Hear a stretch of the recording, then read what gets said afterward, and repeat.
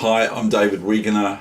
I bring you chess orientated activities daily, other than that of Sundays.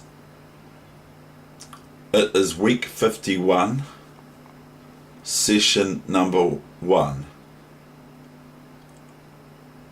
Here is a position that occurred in the Cathedral Square on Saturday's date, the 28th of October 2017, of course, between two friends of mine from chess in the square. So here is this position, and it's quite interesting, so I wish to share it with you. And all we're going to do is show you the moves and how interesting it is, this wee little combination that I might have let out of my sort of thought patterning into telling them what is possible here. I think my friend overheard me. There are defences for black, but black was met with e6. Now if e6 here, then queen e6 and queen g8 is mate. So after e6, the best move here for black is g6. But black did not play g6. Black went queen e1 check. Then came the reply, queen e1.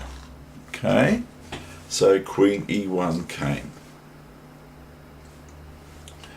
Now black is probably best here to play queen takes queen, believe it or not. Probably this is the best move for black here, considering what happens here. But black is lured into thinking they're going to win the queen. But there's a wee problem with all this, is now black is lost by force. So I'm going to give you a few moments to consider why is black lost here, because isn't black going to win white's queen for more or less just a rook? That's correct, if black gets the opportunity. So white has to deliver a succession of checks or so, because otherwise it's going to be rook takes queen on e1 check, or queen takes rook on d1 and queen takes queen on d1 check, and then black would have opportune moment to do something about these cluster of pawns that are quite mean to white's to black's position. So I've said that it's all forcing, so I'm going to be quiet for like 20 seconds.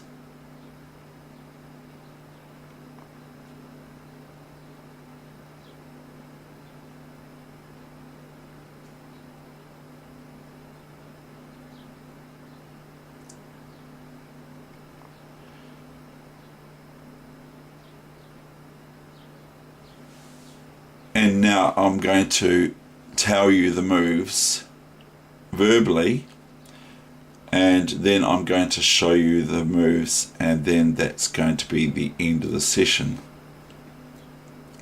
So here white plays first EF7 check. Now as you would appreciate, the bishop defends this pawn if it attacks the king on g8 by EF7 check. The only move, as you would be able to ascertain, is king here. Okay, so the only move for the king and after that the king has no moves, does it? The king can't move from here. If this was the position for eternity, the king can never ever move to here. She would have to make a move like h6 to be able to move the king out. So anyway, let's not distract one from what I'm showing you here. ef7, check, king h8. Then we've got another check that doesn't look very good because black can just take back with the bishop. But notice if this bishop wasn't here, that ef7 and a king h8, let's say, just for the sakes of this discussion, then fg7 is actually checkmate. Quite nice, eh? But also we'd have f8 queen checkmate after ef7, and if it had to go to h8, then f8 would be queen or rook checkmate.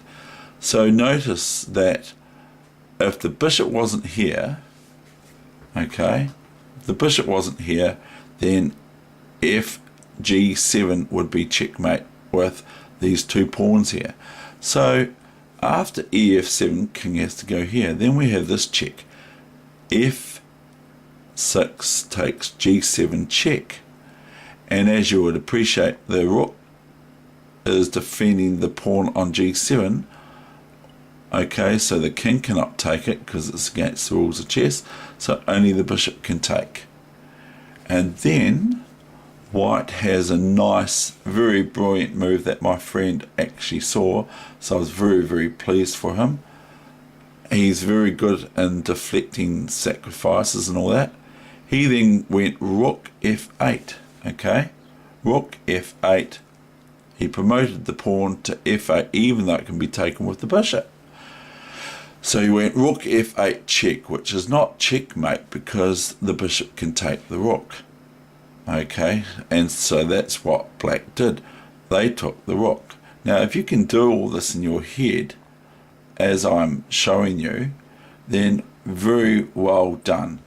This is really well done. So notice that once the bishop takes the rook on f8, this square here is now open. There's no pawns here, so to speak, anymore. They're all gone. They're all vacated the board.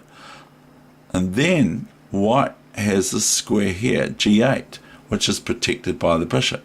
So white can then go rook g8, which is the final move, checkmate.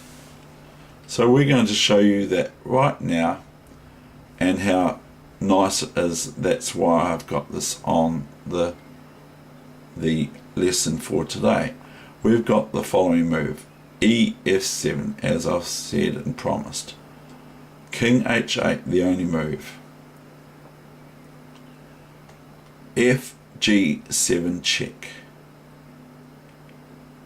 bishop g7, and by the way my friend was losing this game quite a lot in the game. f8 he made into a rook, he could make it into a queen. If he makes it into anything else than a rook or a queen, he loses. Bishop f8, and now the coup de grace or so, however it's pronounced, because I am from Dutch descent, so I don't necessarily say the way they're meant to be pronounced or even speak properly. Rook g8, and that is checkmate, and that is the end of the session. So that's nearly 10 minutes long.